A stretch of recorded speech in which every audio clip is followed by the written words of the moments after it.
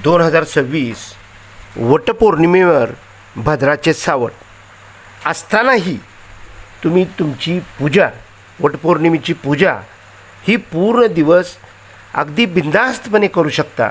त्यातले काही वाईट वेळ आहे ती मी तुम्हाला या व्हिडिओमध्ये सांगणार आहे.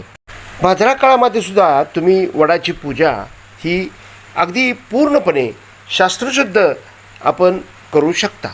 तर धर्मशास्त्रानुसार विवाह, गृहप्रवेश किंवा नवीन व्यवसायाची सुरुवात यासारख्या शुभ कार्यासाठी भाद्रा म्हणजे विष्टीकरण वर्ज्य मानली जाते.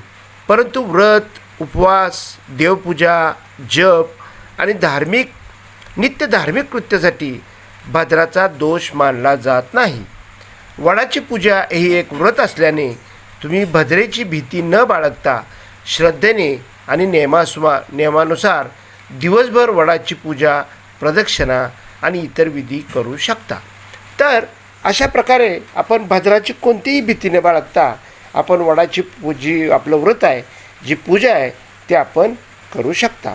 तर वटपौर्णिमेची पूजा तुमच्या काळामध्ये करायची असेल तर सगळ्यात महत्त्वाची पौर्णिमा तिथी ही कधी सुरू होते तर 28 जून रविवारी उत्तर रात्री 3:06 ही पौर्णिमा म्हणजे जी वटपौर्णिमा आहे ती सुरू होते आणि 29 जून सोमवारी उत्तर रात्री 5:26 ही वटपौर्णिमा आहे. म्हणजे पूर्ण दिवस पौर्णिमा आहे आणि पूर्ण दिवस योगायोगानं भाद्रासुद्धा आहे. पण ह्यावेळेस भाद्राला घाबरण्याचे कारण नाही, कारण या काळामध्ये आपण जे व्रत आहे, जी पूजा आहे, जी सावित्रीने केली होती ती वटपौर्णिमेची जी पूजा, ते व्रत आपण बिनधास्तपणे आपण करू शकता. तर ही उगवती पौर्णिमा ही 29 जून सोमवारी जी आहे ती त्याचा जो सूर्योदय आहे तो सूर्योदय पहाटे 5:25 आहे. तर पहाटे 5:25 सुद्धा आपण पूजा करू शकता. तर त्यातले काही जे शुभमुहूर्त आहेत ते शुभमुहूर्त मी तुम्हाला या व्हिडिओमध्ये सांगणार आहे. तर सकाळचा जो पहिला शुभमुहूर्त आहे तो सकाळी 6:27 ते 11:56 पहिला शुभमुहूर्त आहे. ह्या पहिल्या शुभमुहूर्तावर ज्यांना मळ्यामध्ये काम करायला जायचं, शेतामध्ये काम करायला जायचं, ज्यांना सर्व्हिसला जायचं आहे, नोकरीसाठी जायचं आहे, त्यांनी या वेळेत आपण वटपौर्णिमेची पूजा करू शकता. त्याचबरोबरचा जो दुसरा शुभमुहूर्त आहे तो अभिजित मुहूर्त आहे आणि या अभिजित मुहूर्ताला कोणत्याही वाईट वेळेचा परिणाम होत नाही. त्यामुळं अगदी बिनधास्तपणे 11:56 ते 12:52 तुम्ही ह्या अभिजित या शुभमुहूर्तावर आपण वटपौर्णिमेचं जे व्रत आहे, उपवास आहे, त्याचे जे प्रदक्षिणा आपण मारायचे असतात, वडाची पूजा करायची असते ते आपण बिनधास्तपणे या वेळेत करू शकता. ह्याला कोणत्याही वाईट वेळेचा परिणाम होत नाही. त्यामुळं सगळ्यात महत्त्वाची जी शुभमुहूर्त आहे, सगळ्यात मोठा शुभमुहूर्त आहे तो 11:56 ते 12:52 सगळ्यात मोठा शुभमुहूर्त आहे. तिसरा शुभमुहूर्त आहे ते 12:52 ते 1:47 हा तिसरा शुभमुहूर्त आहे. आणि तिसरा शुभमुहूर्तानंतर दुपारी 1:47 ते 2:43 आपण वटपौर्णिमेची पूजा करायची नाही. यावेळेस यमघंट आहे, जे यमघंट राहुकाळ पाळणार आहेत त्यांच्यासाठी ही सूचना आहे. तर राहुकाळ 5:38 ते 7:22 राहुकाळ आहे. त्यामुळं या वेळेत आपण पूजा न केलेली बरी. त्यामुळं जे राहुकाळ आणि यमघंट पाळणार आहेत त्यांनी त्याचे दक्षता घ्यायचे. आणि चौथा शुभमुहूर्त आहे ते दुपारी 2:43 ते 5:37 हा सगळ्यात बेस्ट आणि सगळ्यात चांगला हा शुभमुहूर्त आहे. त्याच्यानंतर राहुकाळ लागतो आहे. राहुकाळ पाळणाऱ्यांनी 5:38 ते 7:22 हा राहुकाळ आहे. त्यामुळं राहुकाळ हा सूर्यास्तापर्यंत आहे. जो सूर्यास्त आहे तो 7:22 आहे. त्यामुळं आपण राहुकाळमध्ये सुद्धा आपण पूजा करायची नाही.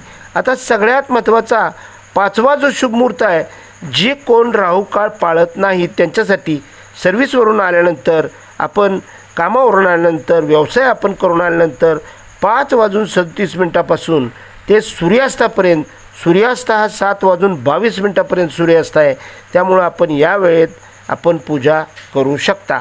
पण कुणी ज्यांना राहुकाळी यमगंटाचं काय बहीण आहे त्यांनी यावेळेस आपण पूजा करू शकता. नाहीतर 5:37 आपण खरी जी वडाची पौर्णिमा पूजा आहे ते आपण करायची आहे. 2:43 ते 5:37 चौथा शुभमुहूर्त आहे आणि या वेळेत आपण पूजा करायची आहे. पूर्ण दिवस भद्राचे सावट असल्याने परंतु आपण या काळात वडाची पूजा करू शकता आणि वडाची पूजा करायला बिनधास्तपणे आपण तयार व्हा. तर अशा प्रकारे ही ह्या पौर्णिमेवर भद्राचे पूर्ण दिवस सावट असतानाही आपण घाबरायचं कारण नाही. आता त्यातले काही चौघडे मुहूर्त आहेत, ते चौघडे मुहूर्त मी तुम्हाला सांगतो. सकाळी चौघडे मुहूर्त हा लाभ, हा चौघडे मुहूर्त सकाळी 8:54 ते 10:39 हा पहिला शुभ मुहूर्त आहे.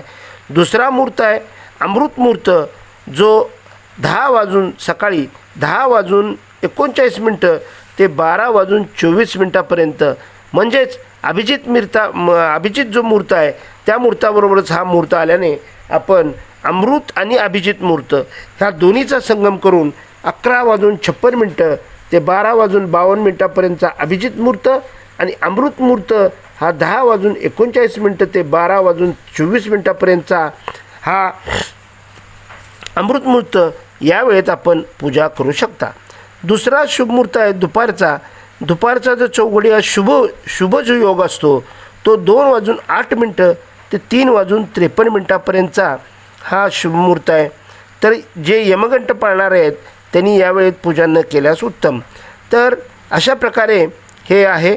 आणि त्याच्यानंतर शेवटचा जो शुभ मुहूर्त आहे उद्वेग, हा शुभ मुहूर्त 5:38 ते 7:22 हा शुभ मुहूर्त आहे. जे राहू काळ पाळणार आहेत त्यांनी ह्या वेळेस पूजा न केल्यास उत्तम.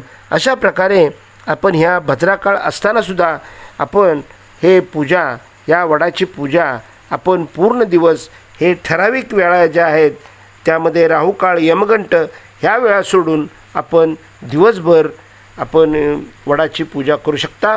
आणि आपल्या सौभाग्यासाठी आपण ही वडाची पूजा करायची असते.